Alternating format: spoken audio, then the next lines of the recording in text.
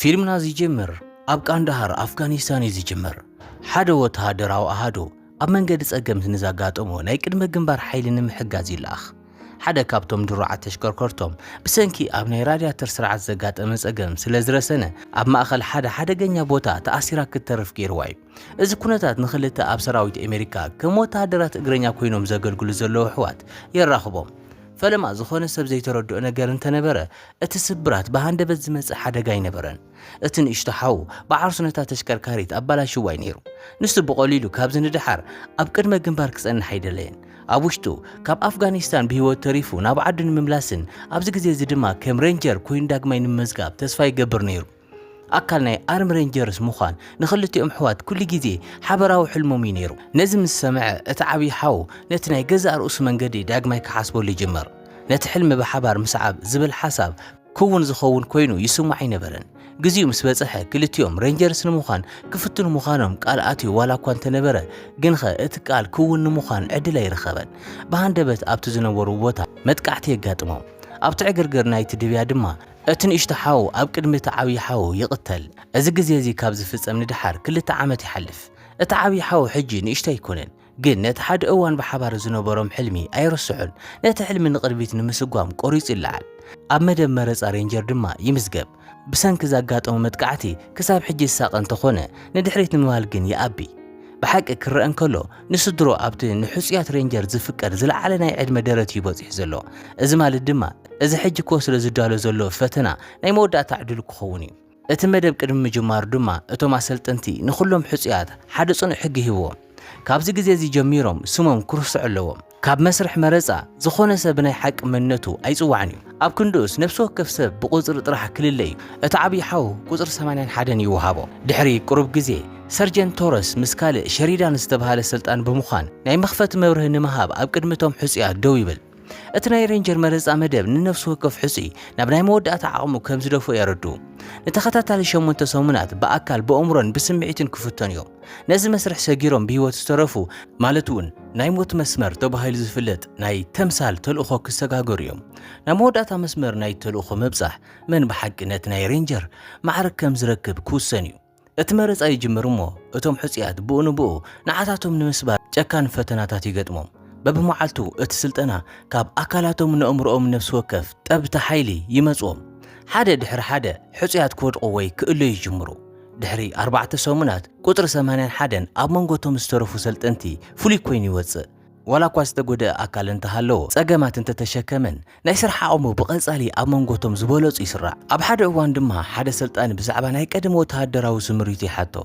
እዚ ሕቶ እዚ ድማ ብዙሓት ካብቶም ካልኦት ዘይፈልጥዎ ነገር የቃልዕ ቁጥሪ 81 እንኮ ካብቲ ናይ ቃንዳሃር ፍጻመ ብሂወት ዝተረፈ ሰብ እዩ ዛንቱ ድሮ ኣብ ወተሃደራዊ ክበባት ተዘርጊሑ ነይሩ እዩ ንሱ ድሕሪ እቲ መጥቃዕቲ ንሬሳ ሓው ን16 ማይልስ ዝተሸከመ ወተሃደር እዩ ነይሩ ጸኒሑ ኣብ ግዜ ምግቢ ሕፁ ቁጥሪ 15 ብዛዕባ እቲ ዛንታ ኣመና ብዙሕ ይዛረብ ከም መቕጻዕቲ ናይ ዝራብሻ ድማ እቶም ኣሰልጠንቲ ኩሎም እቶም ዝተረፉ ሕፁያት ተወሳኺ ናይ ስልጠና ልምምድ ክገብሩ ያገድድዎም ኣብ መበል 7 ሰሙን ናይቲ መረፃ ድኻም ቀጻሊ ክስተት ይኸውን ኣብ ነፍሲ ወከፍ ለይቲ ቁጥሪ 81 ኣብ ድቃሱ ብተዘክሮታት ቃንዳሃር ይርበሽ ዋላ እኳ ከምኡ እንተኾነ ንምሕዳጉ ኣብዩ ናብ ናይ መወዳእታ ሰሙን ናይቲ ምድብ ክበፅሕ ይኽእል ድሕሪኡ ሓደ ፍሉይ ፈተና ነቲ ዝተጎድአ ብርኩ ናብ ዝለዓለ ደረቱ ይደፎ እቲ ቃንዛ ዳርጋ ዘይከኣል ይኸውን ይኹን እምበር እቲ ናይ ቃንዳሃር ተዘክሮ ንቕድሚት ክስጉም ይድርኾ ኣብ ሓደ ካብቶም ናይ ስልጠና ልምምዳት ክትሕል ምስ ተቓረበ ቆራጽነቱ ዳርጋ ህይወቱ ከጥፍኦ ተቓሪቡ ነይሩ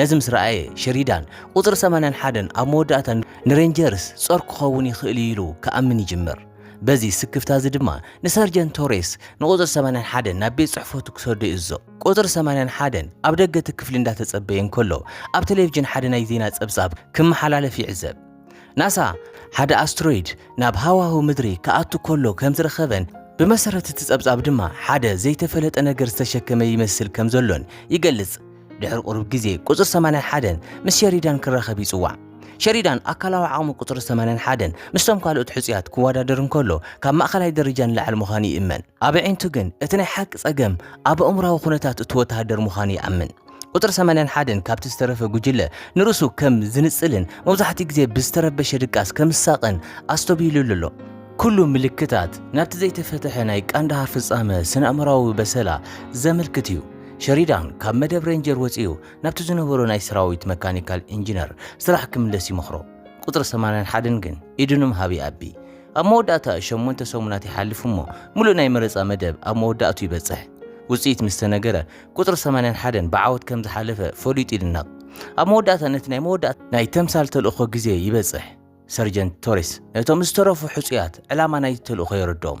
ኣብዚ ትልሚ ብድሕር መስመር ጸላኢ ክንቀሳቐሱ እዮም። ተልእኾኦም ኣብ ጸላኢ ግዝኣት ዝተረፈት ወተሃደራዊት ነፋሪት ምዕናውን ቀፂሎም ድማ ነቲ ከም ሓይሊ ጸላኢ ኮይኖም ዝሰርሑ ኣሰልጠንቲ ብምዃን ተታሒዙ ዘሎ መራሒ ነፋሪት ንምድሓን ናይ ድሕነት ስርሒት ምክያድ እዩ። ቶሬስ ብተወሳኺ እቶም ሕፁያት ናይ ሓቂ ጥይት ዘይብሉ ኣጽዋር ከም ዝዕጥቑ የረድእ። ቅድሚ ምምሳዩ ናብ መወዳእታ መስመር ክበጽሕ ዝኸኣለ ኩሉ ሬንጀር ተባሂሉ ናይ ምጽዋዕ መሰል ክረክብ እዩ። ይኹን እምበር ሸሪዳን ንቁፅሪ 81 ነገራት ከቢድ ንምግባር ይውስን። 81 በቐሊሉ ኣብ ክንዲ ዝሳተፍ ነቲ ክሳብ ሕጂ መራሒ ጋንታ ዝነበረ ቁፅሪ 7 ተኪኡ ነታ ስኳድ ክመርሕ ይእዘዝ። ነዊሕ ከይጸንሐ እቶም ዝተረፉ ሕፁያት ብኽልተ ሄሊኮፕተራት ይጓዓዙ። ሓደ ካብቶም ኣሰልጠንቲ ነቲ ኣብ ታሕቲ ዘሎ ገፊሕ ነቲ ናይ ዕደና ቦታ የምልክት። ዶብ ናይ ትሞት መስመር ናይ ተምሳል ዞባ ምዃኑ የርድእ። እቶም ሕፁያት ሓደ ብሓደ ናብ መሬት ይወርዱ። በዚ ድማ እተልእኾ ብወግዒ ይጅመር። ቁጥሪ 81 ብዙሕ ዝዛረብ ሰብ ስለ ዘይኾነ ምኽትሉ ነታ ጋንታ ንመድረኽን ሞራል ንምዕቃብን ተበጉሶ ይወስድ። ኣብዚ እዋን 81 ንጹር መምርሕታት ኣብ ምሃብ የተኩር። ነታ ጋንታ ን20 ደቓይቕ ክትዕረፍ ይእዝዝ። ኣብቲ ግዜቲ እቶም ኣሰልጠንቲ ኣብ ዝኾነ እዋን ድብያ ክገብሩ ከም ዝኽእሉ ብምፍላጥ ነቒሑን ክጸንሕን ክሕሉን ይምረጽ። ኣብ ስቕታ ዝሰፈነ እዋን ቁጥሪ 7 ብዛዕባ ቃንዳሃር ምስኡ ክዛረብ ይፍትን። ቁጥሪ 81 ግን ነቲ ተዘክሮ ዳግማይ ንምዝካር ይኣቢ። ኣብ ክንዱስ ከባቢኡ ኣብ ምምርማር የተኩር። ድሕሪኡ ብሃንደበት ኣብ ልዕሊኦም ኣብ ሓደ ቦታ ሰማይ ነታጉ ይፍነ። ነቲ ዝገርም ፍጻመ ምስ ረኣየ ቁጥሪ 81 ብኡ ንብኡ ናይ ዕረፍቲ ግዜኦም ክሕፅር ይውስን። ንጽባሒቱ ንግሆ ነታ ጋንታ እናመርሕ እንከሎ ቁጥሪ 81 ኣብ ማእኸል ሓደ ሩባዕ ዓሪፋ ዘላ ነፋሪት ይርኢ። እዚኣ ዒላምኡ ምዃና ብምእማን ብኸመይ ከም ዘዕንዋ ብቕልጡፍ ትልምውፃእ ይጀምር። ቁጥሪ 57 ግን ሓደ ዝገርም ነገር ያመላኽት። ኮርዲኔት ናይታ ነፋሪት ምስቲ ኣብ መብርህ ተልእኾ ዝተውሃቦም ቦታ ኣይተሰማምዕን። ቁጥሪ 111 ቦታኦም ምስ ማእኸል ኮማንድ ንምርጋጽ ይፍትን። እቲ ናይ ርክብ ሲግናል ግን ብሃንደበት ይቋረጽ። መሳርሒኦም ኣብ ክንዲ ምእላሽ ንብምልኦም ነቲ መሳርሒ ዘቋርጽ ዝገርም ምትእትታው ክሰምዕ ይጀምር። እዚ ገለ ዓይነት ብልሓት ናይቶም ኣሰልጠንቲ ክኸውን ኣለዎ ኢሎም ብምግማት እታ ስኳድ ተሰሪዓ ብጥንቃቐ ናብታ ነፋሪት ትቐርብ። ኣብታ ቅጽበት እቲኣ ቁጥሪ 81 ኣብ ርሕቐት ሓደ ዘንጸባርቕ ነገር ይዕዘብ እሞ ከጻርዩ ይውስን። ኣብዚ እዋን እዚ እቶም ዝተረፉ ኣባላት እታ ጋንታ ንቕድሚት ብምስጓም ነታ ነፋሪት ንምዕናው ዘድሊ ተተኮስቲ የዳልዉ። 81 ግን ኣብቲ ዝረኣዩ ነገር ምስ በጽሐ በቲ ዝረኸቦ ነገር ይስንብድ። እቲ ዝረኸቦ ስብርባር ብሓቂ እታ ነቲ ተምሳል ዝተዳለወት ነፋሪት እያ ነይራ። እዚ ማለት እታ ካልኦት ሕጂ ተተኮስቲ ዝገጠሙላ ነፋሪት ፈጺማ ናይቲ ልምምድ ኣይኮነትን ማለት እዩ። ነቲ ሓቂ ክሳብ ዝርዳእ ድሮ ደንጉዩ ነይሩ። እቲ ተተኮስቲ ይፍንጀር። ይኹን እምበር እቲ ፍንጀራ ነታ እትገርም ነፋሪት ፈጺሙ ከይተጎድአት ይሓድጋ። ኣብ ልዕሊኣ ዋላ ሓንቲ ስምብራት ኣይረአን። ይኹን እምበር እቲ ነታጉ ካብታ ምስጢራዊት ነፋሪት ግብረ መልሲ የለዓል። ብዘይ መጠንቀቕታ እታ ነፋሪት ክትቕየር ትጅምር። ቅርጻ ይቕየርን ይዝርጋሕን እሞ ሜታል ጊር ዝመስል ግዙፍ ናይ ውግእ ማሽን ይኸውን። እቲ ግዙፍ ናይ ውግእ ማሽን ኣብ ከባቢኡ ንዘለዉ ህይወት ዘለዎም ፍጡራት ዝደሊ ብምምሳል ንብምሉኡ እቲ ቦታ ዝደስስ ሰማያዊ ብርሃን የውፅእ። ነዊሕ ከይጸንሐ ሓደ ቀይሕ ብርሃን ኣብ ሓደ ካብቶም ወታደራት ይዓልም። ዝኾነ ካብኣታቶም እቲ ብርሃን ብሓቂ ናይቲ ማሽን ኣጽዋር ዒላማ ዝገብር ሌዘር ምዃኑ ኣይተረድአን። ራዕዲ ዝርጋሕ እሞ እታ ስኳድ ህይወታ ንምድሓን ተሃድም። ሃዲሞም ብቐጥታ ናብ ጫፍ ሓደ ጸድፊ ይበጽሑ። እቲ ሓደጋ ግን ኣየብቅዕን። እቲ ሜታል ጊር ብቐጥታ ኣብ ቅድሚኦም ዝፍንጀሩ ዘመናውያን ቦምቡታት ይደርበ። ሓያሎ ወታደራት በቲ ነታጉ ይቕተሉ። ቁጥሪ 57 ሓደ ዓብይ ጨንፈር ገረብ ብኣካላቱ ምስ ተሸኸሎ ብኸቢድ ይቆስል። ኣብ ተመሳሳሊ እዋን ቁጥሪ 7 እግሩ ይስበር እሞ ብዓርሱ ክንቀሳቐስ ኣይክእልን። ቁጥሪ 81 ናይ ርክብ መሳርሒ ክረክብ ኣይከኣልን። ስለዚ ንምምላስ ተመሊሱ ናብቲ ቁልቁለት ክዲብ ይውስን። ብኡ እንዳተንቀሳቐሰ እንከሎ ሓደ ካብቶም ወታደራት በቲ ሜታል ጊር ሮቦት ክቕተል እንከሎ ዘስካሕክሕ ቅጽበት ይዕዘብ። ቀልጢፉ ናብቶም ዝተረፉ ጋንታ ይምለስ። ልክዕ ቁጥሪ 57 ናይ መወዳእታ ትንፋሱ ክስዕብ እንከሎ ድማ ይበጽሕ። እቲ ሜታል ጊር ብንጥፈት ይከታተሎም ከም ዘሎ ብምርዳ ቁጥሪ 81 ብኡ ንብኡ ኩሉ ሰብ ብዝተኸኣለ መጠን ቀልጢፉ ካብቲ ቦታ ክርሕቕ ይእዝዝ። ሓደ ብሓደ እቶም ወታደራት ነቲ ጸድፊ ክወርዱ ይጅምሩ። ቁጥሪ 96 ንቁጥሪ 81 ነቲ ብሰንኪ ስቡር እግሩ ናብ ታሕቲ ክወርዱ ዘለዎ ቁጥሪ 7 ብጥንቃቐ ክቕበሎ ይሓቶም። ግን 81 ኣብ ታሕቲ ምስ በጽሐ ኣብ ኮምፓሱ ሓደ ዝገርም ነገር ከጋጥሞ ይዕዘብ። መርፍእ ናይቲ ኮምፓስ ብሓይሊ ክዘውር ይጅምር። እዚ ድማ እቲ ሜታል ጊር ኣብ ጥቕኦም ከም ዘሎ ዘርኢ ንጹር ምልክት እዩ ነይሩ። ድሕሪ ቁሩብ ግዜ እቲ ማሽን ሰማያዊ ሌዘር ብምትኳስ ንሬሳታት እቶም ዝወደቑ ወተሃደራት የቃጽሎም። ድሕሪኡ ብህይወት ዝተረፈ ኣብ ጥቑኡ ዝተሓብአ ሰብ ንምድላይ ነቲ ኣብ ከባቢኡ ዘሎ ቦታ ክድስስ ይጅምር። ቁፅሪ 7 ምንም ክንቀሳቐስ ዘይኽእል ኮይኑ ብዘይ ረዳኢ ወዲቑ ይርከብ። ኣብዚ ኩነታት እዚ ንሱ ነቶም ጉጅለ ጸር ምዃኑ እዩ ነይሩ። መታዓቢቱ ግን ንዕኡ ንምሕዳግ ይኣቢ። ኣብ ክንዱስ እንዳሃደሙ ክስከሙ ይቕጽሉ። ኣብ መንጎኦም ኣብ መንጎ እቲ ሜታል ጊርን ቁሩብ ርሕቐት ከም ዝገበሩ ምስ ኣመኑ እታ ጉጅለ ንቁፅሪ 7 መጓእቲ ንምርኣይ ኣብ መሬት የውርድዎ። ነቲ ደም ተዓዚቡ ድማ ብእንብኡ ቁፅሪ 81 ቃንዛ ዝመልኦ ተዘክሮታት የለዓዕለሉ። ነቲ ናይ ቃንዳሃር በሰላም ሞሊሱ የምጸሉ። ኣብዚ እዋን እዚ እቶም ካልኦት ብዛዕባ እዚ ሃዲንዎም ዘሎ ሚስጥራዊ ማሽን ክግምቱ ይጅምሩ። ገሊኣቶም እዚ ብሓቂ ኣካል ናይቲ ሬንጀር ፈተና እንተኾይኑ ይሓስቡ። ካልኦት ድማ ገለ ወጻእተኛታት ወተሃደራዊ ሓይሊ ኣብ ተልእኾ ጣልቃ ይኣትዩ ይህሉ ይብሉ ብምጥርጣር ይግምቱ። ሞርፊን ስለ ዘይብሎም ቁፅሪ 7 ብዘይ ዝኾነ መደንዘዚ ቀዳማይ ረድኤት ክረክብ ኣለዎ። ኣብ መወዳእታ ብሰንኪቲ ቃንዛ ርእሱ ምስ ሰሓተ ቁፅሪ 81 ኣብ መወዳእታ ነታ ቀዲሙ ዝረኸቦ የካፍሎም። እታ ዝረኸባ ነፋሪት ምስቲ ናይ ተምሳል ተልእኾ ዝተኣሳሰረት ከም ዘይትመስልን እዚ ዝገጥምዎ ዘለዉ ማሽን ድማ ገለ ዓይነት ዘይተፈለጠ ናይ ጋሻ ወይ ድማ ኣልየንስ ነገር ክኸውን ከም ዝኽእል ከም ዝኣምንን የረድኦም። ጉይኦም ነዊሕ ከይጸንሐ ናብ ሓደ ሓደገኛን ሓያልን ውሕጅ ናብ ዘለዎ ሩባ ይብፅሖም። ንቁፅሪ 7 ተሰኪሞም ነቲ ማይ ምስጋር ዘይከኣል ስለ ዝኾነ ገመድ ተጠቒሞም ናብቲ ካልእ ሸነኽ ክሰጉሩ ይውስኑ። ቁፅሪ 81 ፈለማ ብምስጋር ነቲ ገመድ ኣብ ሓንቲ ገረብ ይኣስሮ። እዚ ድማ ካልኦት ክንሸራተትሉ ዝኽእሉ መስመር ይፈጥር። ቁፅሪ 15 ቀፂሉ ንቁፅሪ 7 ተሸኪሙ ይኸይድ። ፍርቂ ሩባ ምስ በጽሑ እቲ ኣብቲ ገመድ ዝነበረ ቁጻር ብሃንደበት ምንቅስቓሶም የደናግዮሞ ንቁፅሪ 7 ናብቲ ዝውሕዝ ዘሎ ማይ ንኽወድቕ ይገብሮም። ነቲ ሓደጋ ምስ ረኣዩ 81 ቁፅሪ 44 ንምርጋእ ክሕግዙ ይጓየዩ። ልክዕ ኣብታ ቅጽበት እቲኣ ግን እቲ ኮምፓስ ተመሊሱ ብሓይሊ ክዘውር ይጅምር። እቲ ሜታል ጊር ረኺብዎም ኣሎ ማለት እዩ። እቲ ማሽን ብእንብኡ ምትኳስ ይጅምር። ንኹሎም ድማ ዝሕዝዎን ዝጭብጥዎን የስእኖም። ብቐጥታ ድማ ናብቲ ኣብ ታሕቲ ዘሎ ሩባ ክጠልቆ የገድዶም። እቲ ሜታል ጊር ቀልጢፉ ኣብ ማይ ይንቀሳቐሱ ከም ዘለዉ ይከታተሎም። ኣብቲ ዕግርግር እግሪ ቁፅሪ 81 ኣብቲ መሳገሪ መስመር ክኸውን ዘዳለውዎ ገመድ ይሕላኽ። ንሓፂር ግዜ እቲ ሜታል ጊር ነቲ ቀይሕ ዒላማ ዝገብር ሌዘር ኣብኡ ይዕልዎ። ቁፅሪ 81 ዳርጋ እቲ ዝቕፅል ግዳይ ክኸውን ተቓሪቡ ነይሩ። እቲ ተኽሲ ግን ብዕድል ስሒትዎ ነበረ። እቲ ዝሕዝን ግን እቲ ሓደጋ ፈጺሞ የብቅዕን። ኣብ ቅድሚት እቲ ሩባ ብቐጥታ ናብ ሓደ ገጅፍ መንጫዕጫዕታ የምርሕ። ኣብ ልዕሊ ማይ ንምጽናሕ ክቃለሱ እንከለዉ ቁፅሪ 60 ብሃንደበት ይረአ። ንሱ ኣቐዲሙ ካብቲ ጉጅለ ተፈላልዩ ነይሩ። ሕጂ ድማ ካብቲ ማይ ስሒቡ ከውፅኦም ክኢሉ ትንፋሶም ምስ መለሱ እታ ጉጅለ ነቲ ካልኣይ ክፋል ናይቲ ተልእኾ ትዝክሮ። እታ ነቲ ዝተተሓዘ መራሒ ነፋሪት ዘድሕኑላ ዓዲ ኣብ ጥቓቲ ከረን ትርከብ። ብመንገዲ እቶም ኣኽራናት ምንቅስቓስ ክቕፅሉ ከለዉ ቁፅሪ 81 ብሃንደበት ነታ ጉጅለ ደው የብላ። እቲ ካብቲ ሜታል ጊር ዝመጽእ ስጋኣት ገና ኣብኡ ክህሉ ይኽእል እዩ። ካልእ ጸገም እውን ይገጥሞም። እቶም ኣሰልጠንቲ ነቲ ናይ ተምሳል ተልእኾ ኢሎም ኣብቲ ከባቢ ዝተፈላለየ መጻወድያታት ዘርጊሖም ነይሮም። እዚ ድማ 81 ጋንቱኡን ሕጂ ይገጥምዎ ብዛዕባ ዘለዉ ቀታሊ ኩነታት ሙሉእ ብምሉእ ከይፈለጡ እዮም። ነዊሕ ከይጸንሑ ኣብ መወዳእታ ናብታ ኣካል ተልእኾኦም ክትከውን ዝነበረ ዓዲ በጽሑ። ኣብኡ ዝረኸብዎ ነገር ግን የሰንብዶም። ሙሉእ እቲ ቦታ ድሮ ዓኒ እዩ። እቲ ሜታል ጊር ነቲ ዓዲ ናብ ፍርስራስ ቀይርዋ እዩ። ቁፅሪ 60 እዚ ዘጋጥሞም ዘሎ ማሽን ካብ ካልእ ፕላኔት ዝመፀ ነገር ክኸውን ኣለዎ ኢሉ ይኣምን። ኣቐዲሙ ናሳ ሓደ ምስጢራዊ ነገር ናብ መሬት ይኣቱ ከም ዘሎ ዘርኢ ናይ ዜና ጸብጻብ ርእዩ ነይሩ እዩ። ቁፅሪ 81 እታ ትገርም ነፋሪትን እቲ ዝዋግኦም ዘሎ ማሽንን ምስ ርኽበት ዝተኣሳሰሩ ምዃኖም ብምእማን ነዚ ጥርጣረ የረጋግጽ። ኣብዚ እዋን እዚ ሓደ ካብቶም ኣሰልጠንቲ ብህይወት እንከሎ ይረኽብዎ። እቲ ኩነታት ከምኡ እንዳሃለወ ቁፅሪ 81 ኩሉ ሰብ ብእንብኡ ክወፅእ ይሓትት። እቲ ግብረ መልሲ ድማ ንቁፅሪ 15 ይቆጥዖ። ስምዒት ከም ዘይብሉ ገይሩ ድማ ይኸሶም። ንሱ 81 ሓደ እዋን ድሕሪ መጥቃዕቲ ቃንዳሃር ሬሳ ሓው ን16 ማይልስ ከም ዝተሸከመን ብኡ ድማ ናይ ብሩር ሜዳልያ ከም ዝረኸበን ኩሉ ሰብ ዝፈልጦ ዛንታ ይልዕለሉ። ንቁፅሪ 81 ግን እቲ ሜዳልያ ዋላ ሓንቲ ትርጉም የብሉን። ኣብ ኣእምሮ እዚ ብሰራዊት ዝወሃብ ናይ ምጽንዕናዕ ህያብ ጥራሕ እዩ። ነቲ ዘጋጠመ ቃንዛ ንምፍኻስ ዝተባሃለ ነገር እዩ። ብመሰረት ናቶ ኣባሃላ እቲ ሓቂ ንሓው ን9 ማይልስ ጥራሕ ተሰኪሙ ድሕሪኡ ከም ዝወደቐ እዩ። እዚ ተዘክሮ እዚ ድማ ካብ ሽዑ ጀሚሩ የሳቀየሎም። ብሞት ሓው ድማ ዓሚቕ ናይ ገበነኝነት ስምዒት ሕዲሩሉ እዩ። ይኹን እምበር 81 ነቲ ዝመውት ዘሎ ኣሰልጣኒ ብጭካነ ገዲፎ ከም ዘይኾነ ንጹር ይገብር። ኣብዚ ግዜ እዚ ብህይወት ክጸንሑ ዘለዎም ዝቆሰሉ ሰባት ገና ኣለዎም እዮም። ብተወሳኺ እቲ ሜታል ጊር መዓስ ዳግማይ ክረአ ከም ዝኽእል ዋላ ሓዲኦም ኣይፈልጡን እዮም። ኣብታ ቅጽበት እቲኣ ቁፅሪ 81 ኣብ ጥቕኡ ተስፋ ዝህብ ነገር ይዕዘብ። ንድሕሪት ዝተገደፈ ታንኪ ግን እትሰርሕ ይረኽቡ። እታ ጉጅለ ነታ ታንኪ ንምውፃእ ብሓባር ይሰርሑ።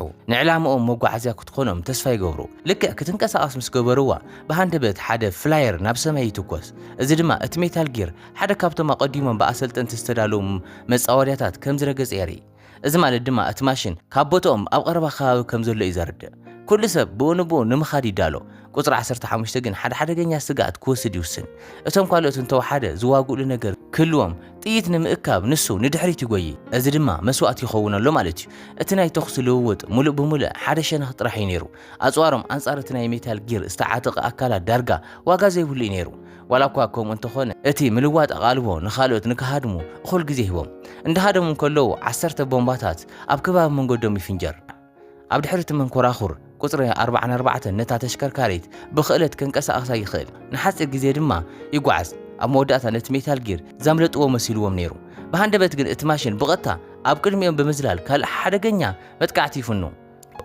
እቲ ውቅዒት ድማ ንቁጥር 109 ሓደ ኢዱ በቲኹ ይሓድጎ ኣብ ማእኸል እቲ ዕግርግር ቁጥር 81 ነቲ ካብታ ድርዕቲ ተሽከርካሪት ክወድቕ ዝተቓረበ ቁጥር 7 ኣብ መሓዝ የተኩር ዋላ እኳ ጻዕሪ እንተገበረ ቁጥር 7 ኣብ መወዳእታ ኣብ ግዜ እቲ መጥቃዕቲ ናብ ወጻኢ ይድርበ ነቲ ሜታል ጊር ንምድጓር ብሃንቆታ ቁጥር 81 ነቲ ኣብ ከባቢኦም ዘሎ ገምገም ጸድፊ የንትጎ እዚ ድማ ገጀፍ ተኻውሕ ወዲቆ መንገዲ ናይቲ ማሽን ንኽዓግት ይገብር እቲ ዶሮና ምስ ዓለበ ግን ሓደ ዘፍርሕ ሓቂ ይርዳእ ሕጂ ንሱ እቲ እንኮ ብሂወት ዝተረፈ ወተሃደር ቁጥር 81 ርእሱ ምስ ፈለጠ ነቲ ዘስካሕኩ ኩነታት ዝነበሩ ብጾት ይርኢ መብዛሕትኦም ሞይቶም እዮም ግን ኸ ብኣንጻር ኩሉ ትጽቢታት ቁጥር 7 ገና ብሂወት ኣሎ ሜታል ጊር እውን ክጭፍልቕዎ ዝተቓረቡ ግዙፋት ኣኻውሕ ኣምሊጡ ብሂወት ክተርፍ ክኢሉ ልክዕ ኣብ ቅድሚ ዒንቲ 81 እቲ ማሽን ምስ ካልእ ነገር ዝዘራረብ ዘሎ ይመስል እቲ ዝገብሮ ዘሎ ጸባይ ንሱ በይኑ ከም ዘይኾነ የመላኽት ዋላ እኳ ሕጂ እቲ ናይ መወዳእታ ዝተረፈ ወተሃደር እንተኾነ ቁጥር 81 ንቁጥር 7 ንምሕዳግ ይኣቢ እቲ ዝተጎደ ኣካሉ ናብ ደረቱ እንዳበፅሕ እኳ እንተኾነ ንቕድሚት እንዳጎተተን እንዳሰከምን ይቐጽል ኣብዚ ከባቢ እዚ እቲ ናይ ተምሳል ተልእኾ ብቴክኒካዊ መዳይ ናብ መወዳእቱ በፂሑ እዩ ኣብታ ስቕታ ዝሰፈና ቅጽበት ቁጥር 7 ሓደ ዝገርም ነገር ይገልጽ ንሱ ብሓቂ ናይ ቀረባ ዓርኪ ናይቲ ንእሽቶ ሓዊ 81 እዩ ነይሩ ቅድሚት ናይ ቀንዳሃር ፍጻመ ኣብ ሓደ ሃዱ የገልግሉ ነይሮም ድሕሪኡ ነዊሕ ከይጸንሐ ቁጥር 81 እቲ ሜታል ጊር ንዓኣቶም ንምርካብ ነቲ ከባቢ መሊሱ ክድስስ ከሎ ይዕዘቦ ኣማራጽታት ንምርካብ ኣብ ከባቢኡ እንዳረኣየን ከሎ ነቲ ደረት ናይቲ ናይ ተምሳል ዞባ ዝሕብር ናይ ዕደና ቦታ ይርኢ ቀልጢፉ ናብቲ መዓድን ብምኻድ ሓደ ኤክስካቫተር ከምኡውን ኣብቲ ጥቑኡ ዝርከብ መኽዘን መዓድን ዝተዓቆበ ሓያሎ ነታጉ ዘለዎ ተተኮስቲ ይረክብ ኣብታ ቅጽበት እቲኣ 81 ነቲ ናይ ዕደና ቦታ ናብ ዓውደ ውግእ ቆይሮ ይውስን ነቲ ሜታል ጊር ናብቲ ቦታ ንምስሓብ ፍላየር ናብ ኣየር ይትኩስ እቲ ማሽን ምስ መፀ 81 ሓደ ክፋል ናይቲ ጸድፊ ብምፍንጃር ሃንደበታዊ መጥቃዕቲ ይፍኑ ድሕሪኡ ነቲ ኤክስካቫተር ወይ ድማ ነቲ ኳዓቲ ማሽን ከም ኣጽዋር ተጠቒሙ ብትብዓት ነቲ ገጂፍ ማሽን ይገጥሞ ኣብቲ ውግእ 81 ሓደ ገዳስ ነገር ይዕዘብ እቲ ሜታል ጊር ሓሓሊፉ ናይ ኣየር ጸቕጢ ይፍኑ እዩ ልክዕ ንውሽጣዊ ሙቐቱ ንምቁጻር ዝፍትን ዘሎ ይመስል እዚ ትዕዝብቲ እዚ ሓደ ካብ ሕሉፍ ነገር የዘክሮ እቲ ንእሽቶ ሓው ናይ መዝሐሊ ስርዓታት ከም ዝረስን ብምግባር ንዝተረሳዓ ተሽከርከርቲ የበላሽዎን ነይሩ ነስተዘክሮ ኣብ ኣእምሮ ብምሓዝ 81 ውጥን ክሕንጽጽ ይጅምር እቲ ሜታል ጊር ምስ ራድያተር ዝመሳሰል ናይ መዝሐሊ ስርዓት ዝምርኮስ እንተኾይኑ ናይ ኣየር መእተዊኡ ምዕጻው ነቲ ማሽን ከም ዝረስን ክገብሮ ይኽእል እዩ ቀልጢፉ ይንቀሳቐስሞ ነቲ ናይ ኣየር መሕለፊ ስርዓት ክዓብሶ ይኽእል እቲ ጽልዋ ብኡንብኡ እዩ ነይሩ እቲ ሜታል ጊር ብዝያዳ ክበርን ክመውቕን ይጅምር معدنا وجوز دما ناب كي يغير دحر قروب جزء اتي ملو ماشين بتحيال مقط فنجر ملو بملو قدم معنا وجن اتي ميتال جير حانت ناي مود اعتمد قاعت نمغبار يفتن نتوم استرفوا بومباتات بغتا ناب سمنان حدا يدير بيوم اذا دما ججف نتاوغي فطر نتنتاوغي كصاوره ولا كنت زي خاله قطر سمنان حدا جن بقله تامر بهوت يترف ابز جزء زي دما داغماي نمودا اي ابي بناي موداتا حيلو نقطر شوعاته او زبان تسكيمو اب موداتا ناي تلوخو موداتا مسمر يرقص يخون بر اتي حجي بهو زحلف وق مجمرتا طرح يكون يرى شريدان صني حكم زغلصو اتوم ناي الينس ماشينا درو عسرتات ميتال جيرات املا مدري اوافيرو مالو دك سمات نمدلاو ازيو وحد غزي يزلوم مسرتاو حكمنا وردي دحر مركابو قطر 81 بزعبات ميتال جير زفلطو زبله كله يكافل بخمي كم زتقعن بخمي كم سعر يرد شريدان تبعاتو قراصنتو بمغنزاب اموداتا نقدر 81 كم حقي رينجر كم زخوني امنلو ابتا قصبتيا 81 نتوم دحر قرب غزي نت زمصو زغطمو وتهدرات نمطرنا في عدل يوهابو እዚ ድማ ነቲ ኣብዚ ቅጽል ምዕራፍ ናይቲ ዛንታ ዝኽሰት ውግእ ባይታ ዘንጽፍ እዩ ስለዚ ክቡራት ተኸታተልትና ናይሎም ፊልምና ነዚኣ ትመስል ነይራ ክሳብ ብኻሊ ፊልም ረኸብ ሰናይ